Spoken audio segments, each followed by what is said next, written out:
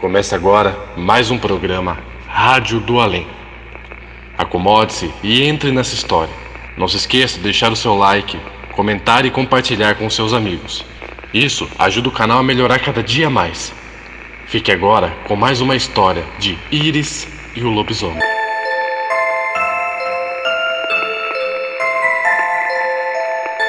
Um grupo de guerrilheiros colombianos estavam comercializando armas nas margens do Rio Negro, tanto do lado da Colômbia quanto na margem do Amazonas.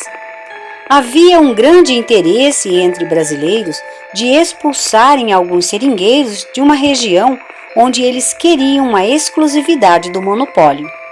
E para concretizar seus planos, eles precisavam de armas e contavam com a ajuda que vinha do outro lado do rio. Muitos moradores do lado brasileiro estavam abandonando suas moradias para não terem de enfrentar os homens impiedosos que não demorariam para chegar até eles. Estradas estavam sendo bloqueadas para dificultar a ação da polícia e sentinelas eram deixados no local para poder acabar com o ânimo de quem tentasse ultrapassar as barreiras. O líder colombiano recebeu uma oferta tentadora do investidor brasileiro, que queria ampliar seus negócios. Uma sociedade foi estipulada entre eles, e assim o guerrilheiro podia vender as suas armas no grande território amazonense, e para isso expulsariam todos os exploradores da borracha que encontrassem pelo caminho.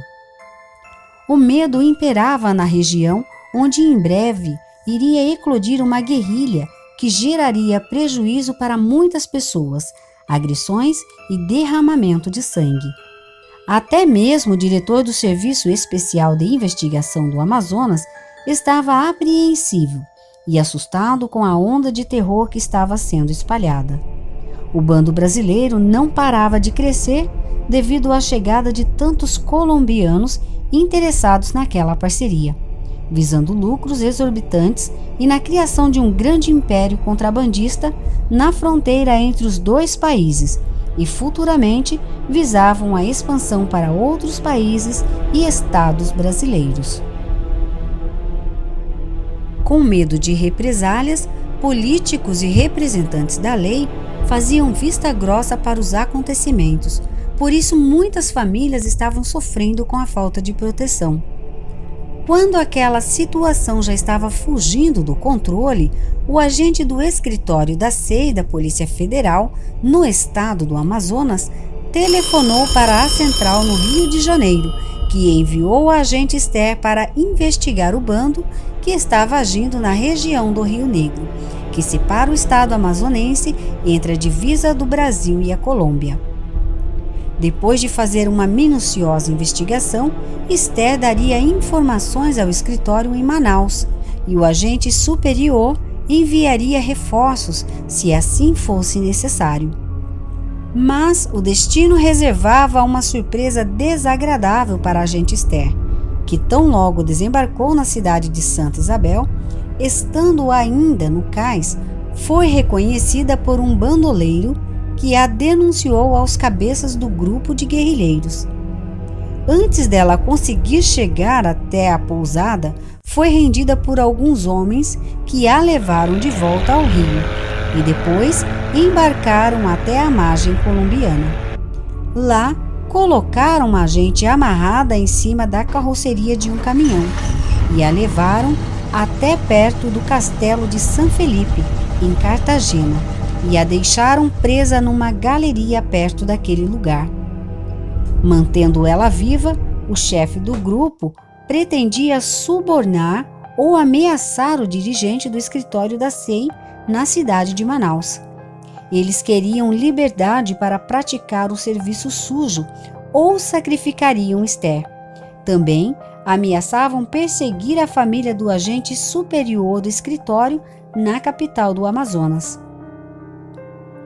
Mas o que os bandidos não podiam imaginar é que, ao prenderem aquela gente, a notícia logo chegaria aos ouvidos de uma jovem que conhece um rapaz possuidor de poderes sobrenaturais e não demorariam para entrar em ação para libertar a companheira.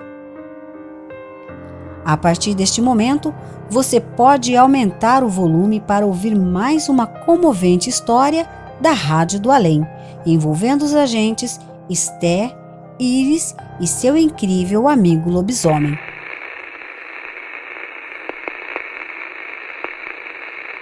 Tão logo a notícia do sequestro da agente Esther se espalhou, o escritório da SEI no Amazonas pediu reforços e vários policiais federais desembarcaram sobre as margens brasileiras do Rio Negro.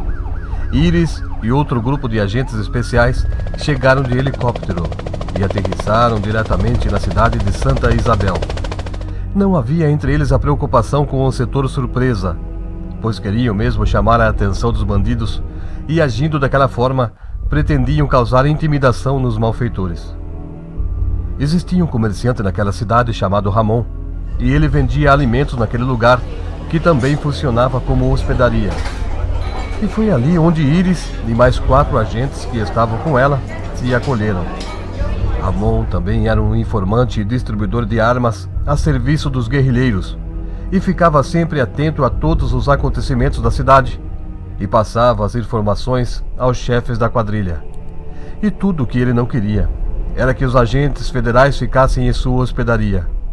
Ele temia que um ataque ao lugar durante a noite, o que lhe causaria um grande prejuízo, e estando presente também estaria colocando sua vida em risco. E não querendo colocar tudo em jogo, Ramon esperou a noite chegar e saiu sorrateiramente por um beco escuro ao lado da hospedagem. E em seu pensamento, queria chegar o mais rápido possível ao esconderijo do chefe, a fim de pedir que poupassem a vida dele se por acaso fosse organizado um ataque surpresa aos agentes que estavam acomodados em sua propriedade. E, se possível, que fosse armada uma tocaia fora do seu estabelecimento. Depois de 20 minutos caminhando, Ramon entrou por um portão no fundo de uma casa, onde supostamente estava um dos cabeças do grupo. Aquele informante estava muito nervoso e esqueceu de trancar o portão por onde ele passou, e também não percebeu que foi seguido por um dos agentes, que ficou desconfiado da conduta daquele homem. O agente ficou esperando o homem entrar na casa, e depois que a porta foi fechada, ele passou pelo portão que ficou aberto e foi até atrás de um dos cômodos que estava com a luz acesa. Ele não encontrou uma janela por onde podia ouvir a conversa. Então subiu numa caixa de madeira e ficou bem perto do telhado, e bem devagar moveu uma telha para ver e ouvir o que estava acontecendo lá dentro. Além de Ramon, havia um homem em pé perto da porta e ele estava armado. E também outro homem que estava sentado. Esse talvez fosse o chefe, mas ele estava de costas.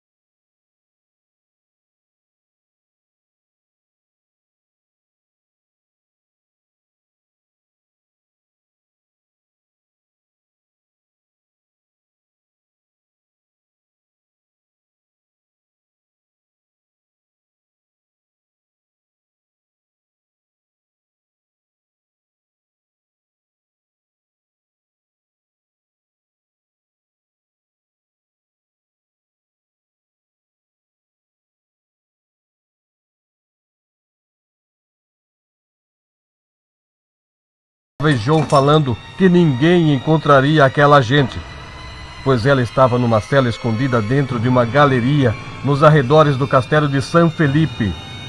E se fosse preciso, eles ordenariam que ela fosse sacrificada através de afogamento e deixariam o corpo dela abandonado no rio. E todos pensariam que ela sofreu um sufocamento enquanto estava nadando. De repente, a caixa de madeira que o agente subiu sobre ela quebrou-se. O barulho produzido pela caixa se quebrando chamou a atenção dos 3 homens dentro da casa. Lá fora, o agente correu enquanto ouvia a voz rouca do chefe do bando gritando com Ramon. O que foi isso? Alguém seguiu você, imbecil! E Ramon, com voz medrosa, respondia: Não, senhor, creio que foi um perro que passou correndo detrás de um gato.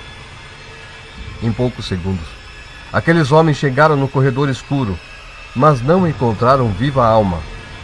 Depois, enquanto os dois homens fecharam o portão do corredor e entraram na casa, Ramon retornou à hospedaria. Logo depois do Ramon, o agente também entrou naquela hospedagem, enquanto era seguido pelo olhar do proprietário, que talvez quisesse perguntar onde ele esteve, mas decidiu ficar calado. Após certificar-se de que o dono da hospedaria não estava espiando, o agente, que havia acabado de entrar, foi até o quarto da Iris e bateu na porta. Ela abriu para atendê-lo e ficou sabendo do paradeiro da amiga Esther. O agente disse que partiria naquela noite para Cartagena e ficaria investigando nos arredores do castelo de San Felipe, porque, conforme ouviu os homens falando, foi para lá que eles levaram a Esther e deixaram-na presa numa galeria escondida. Iris insistiu querendo acompanhá-lo, mas ele disse que queria ir sozinho e pediu um tempo de 2 dias para voltar. E se ele não conseguisse retornar dentro do prazo, então ela deveria ir encontrá-lo na Colômbia. O hospedeiro, com medo de que foi aquele agente que entrou na pousada logo depois dele também ter chegado, fosse o mesmo que o seguiu até a casa do chefe, e sabendo que se alguém descobrisse que ele realmente foi seguido, acabaria pagando um preço alto por sua falha, decidiu sair e chamou outros homens para que eles liquidassem o agente, do qual estava desconfiado de ser o espião. No momento que um grupo de 4 homens entravam no corredor da pousada e seguiam até o quarto do agente que eles queriam aniquilar, aconteceu que um policial federal estava atento àquela movimentação e ele viu quando o proprietário apontou para a direção dos quartos e os bandidos entraram com armas na mão. Aqueles homens pararam diante da porta de um dos quartos e estavam prontos para invadi-lo, no instante que escutaram um uivo estarrecedor e eles sentiram suas pernas amolecerem. Assustados, os bandidos começaram a atirar para o fundo do corredor escuro, mas o lobisomem estava escondido no telhado e pulou sobre ele. Houve gritos, pancadarias e tiros naquele lugar, chamando a atenção dos hóspedes e da vizinhança que se aglomerou diante da pousada. Os bandidos perderam suas armas e saíram correndo, e o lobisomem escondeu-se para não assustar a população. Iris correu até a recepção e agarrou o proprietário pelo pescoço. Ela queria saber se o homem estava envolvido naquele acontecimento, e ele respondia: "No, senhorita, por Deus, eu não sei quem eram esses homens." Não acreditando naquela resposta, Iris empurrou o homem contra a parede. E outro agente, vendo que ela estava muito irritada, pediu que se acalmasse. E Ramon foi jogado sobre uma caixa de bebidas.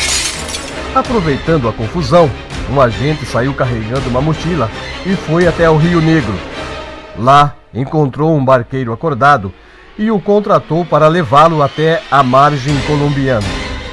Mas o dono do barco também era um informante dos guerrilheiros e antes do amanhecer procurou 2 soldados colombianos que eram cúmplices dos traficantes de armas e os informou sobre a chegada do homem que podia ser da polícia brasileira.